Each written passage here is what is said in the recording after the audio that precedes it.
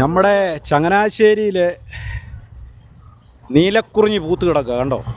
ഇതാണ് നീലക്കുറിഞ്ഞി. നിങ്ങൾ മൂന്നാറൊന്നും പോകണ്ട, വേണ്ട, ഇവിടെ വന്നാൽ മതി. നീലക്കുറിഞ്ഞി പൂത്ത് കിടക്കുന്ന കാണാം. ഇത് നമ്മുടെ പറാക്കാരൻ രാജേന്ദ്രനാണ്. പുള്ളിക്കാരന് ഇപ്പോൾ എൻ്റെ ഇടയ്ക്കാൽ പറഞ്ഞു ഈ നീലക്കുറിഞ്ഞി കാണാൻ നല്ല രസമുണ്ടെന്ന് പറഞ്ഞു.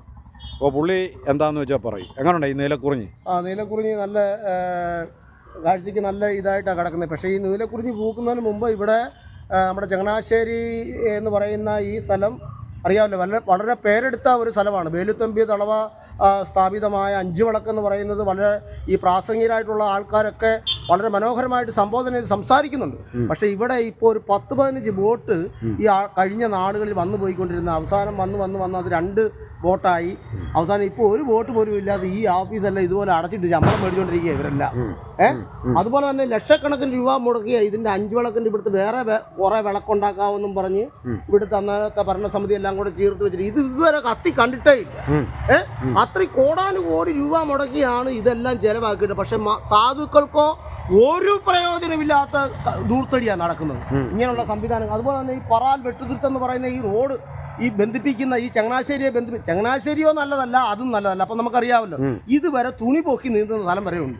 പക്ഷേ സംസാരത്തിനകത്ത് പറയുമ്പം മനോഹരമായ ചങ്ങനാശ്ശേരി ടൗണ് അങ്ങനെയാണ് ഇങ്ങനെയാണെന്നൊക്കെ പറഞ്ഞ് പ്രസംഗത്തിനകത്ത് വളരെ ഉൾക്കൊള്ളിച്ച് പടക്കമൊക്കെ പൊട്ടിക്കുന്ന 2 ലക്ഷം രൂപയുടെ പടക്കമായി പൊട്ടി. ഒരു ബാത്റൂം ഇല്ലാത്ത ബാത്റൂം ഇല്ലാത്ത. ഇത് കഴിഞ്ഞ ദിവസം ഒരുത്തം വന്ന് രാത്രി എന്നോട് വന്ന് ചോദിച്ചു, ചേട്ടാ ഇവിടെ അങ്ങനെ ബാത്റൂം ഉണ്ടോ? ഞാൻ നോക്കിയിട്ട് ഇവിടെ ബാത്റൂം ഉണ്ടായിരുന്ന എല്ലാം പോയി. ഞാൻ പറഞ്ഞാണ്ട് അങ്ങോട്ട് ഇല്ല, ചന്തയ്ക്കകത്ത് അങ്ങനെ കാണുമോ ഇല്ലെന്ന് വണ്ടിക്കാരോട് പറഞ്ഞു വിട്ടു.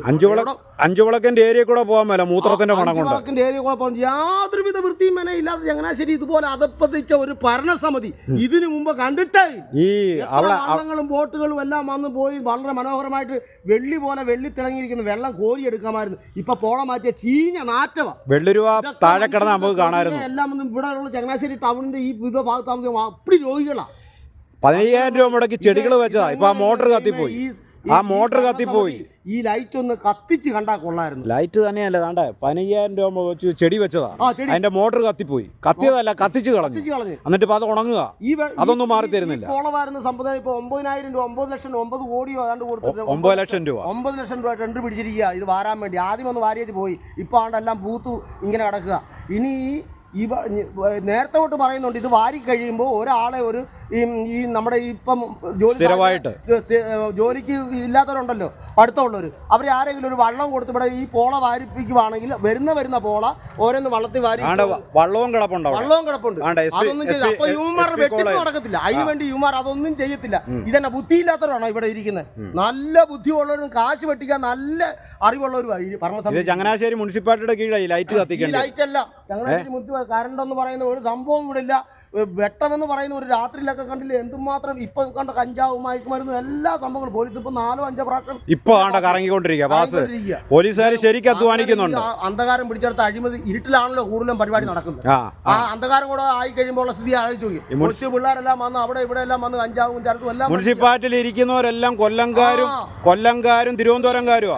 അവൻ തന്നെ ഈ നാട് നന്നാണോ, അവൻ തന്നെ നാട് നന്നാണോ എന്ന് ഇവിടുത്തെ ഭരണസമിതിയിലുള്ള ആൾക്കാരുണ്ടല്ലോ, അവർ വേണ്ട ഇതിനെ ചൂണ്ടിക്കാണിച്ച് സംസാരിച്ച് റെഡിയാക്കാൻ. അങ്ങനെ ദൈവമേ ഇതൊന്ന് ശരിയായി കിട്ടിയിരുന്നെങ്കിൽ ഈ ലൈറ്റ് ഒന്ന് കിട്ടി. എല്ലാ വേക്കും ഇലക്ഷൻ നിന്നാണക്കല്ല ഈ വേക്ക് വന്നാൽ അവനെ കൊണ്ട് എഴുതി ഒപ്പിടിക്കും. വരുമല്ലോ വലിയ സാധനം, വലിയ ചീട്ട് എഴുതിക്കൊണ്ട് വരും. നാരായണക്കല്ല് പിടിപ്പിച്ച് ഒരു ശവം കൊണ്ടുപോകാനൊക്കത്തില്ല. ഭാര്യയും കൊണ്ട് ആശുപത്രി പോകാൻ, ആശുപത്രി ചെല്ലുമ്പോൾ പെണ്ണുമുള്ള പുറകില്ല, തെറിച്ചു പോയി.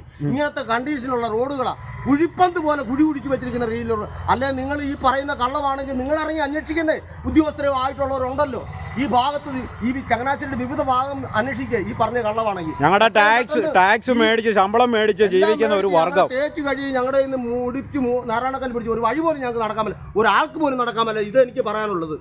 കേട്ടോ ഇത് ചങ്ങനാശ്ശേരിയുടെ ശബ്ദമാണ് നിങ്ങളിപ്പോൾ ഈ കേട്ടത്. ഒരു വ്യക്തി കൂടെ ഇതുപോലെ 10,000-കണക്കിന് ആൾക്കാർ ഈ ചങ്ങനാശ്ശേരി സംസാരിക്കും കേട്ടോ. അപ്പോൾ നിങ്ങൾ ഇത് അറിഞ്ഞ് ചെയ്തില്ലെന്നുണ്ടെങ്കിൽ ഇതിൻ്റെ പ്രത്യാഘാതം വരും ദിവസങ്ങളിൽ വലുതായിരിക്കും.